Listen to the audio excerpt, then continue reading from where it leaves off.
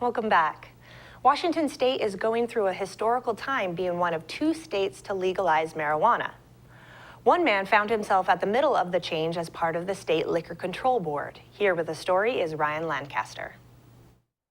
Mike Steenhout knows spreadsheets, statistics, and bean counting.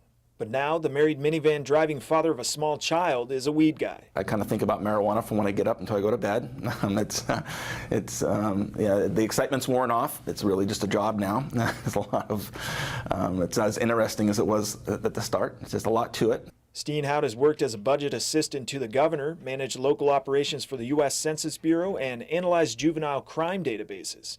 He's now one of the dozens of Washington State workers involved in the creation and regulation of the nation's first legal marijuana industry.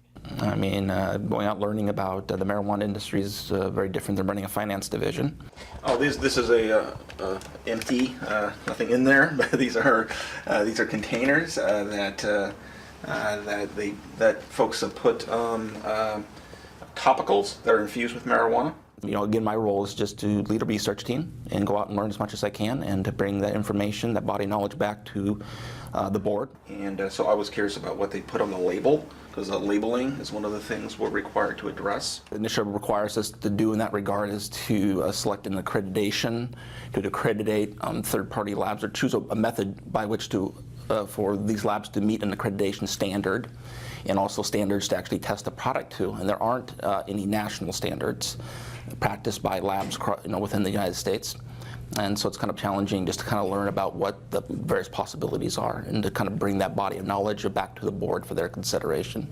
Randy Oliver is with Analytical 360, a Seattle lab that analyzes cannabis. And it's kind of hard for me to digest the fact that we're working, hand in hand with the state, that we've actually, Mike calls up and says, hey, I need this information. What do you think about this? Oliver says a lot of questions remain to be answered before a smoothly functioning industry can be established in Washington State.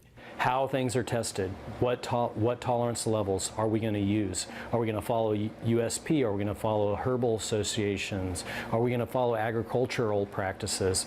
Is this going to be more of a GMP setup, or is this going to be treated as a food? There's a lot of questions about how we're going to address these different issues. But even as Washington grapples with questions, marijuana proponents are lighting up in Colorado, where voters this past November also approved the recreational use of pot for adults 21 and older. I love to be first. I wanted to come make history. This is awesome. Marijuana remains illegal under federal law, and neither state allows open and public use of the drug. But authorities largely look the other way at public pot smoking, especially at festivals and concerts. Entrepreneurs are finding creative ways to capitalize on new marijuana laws.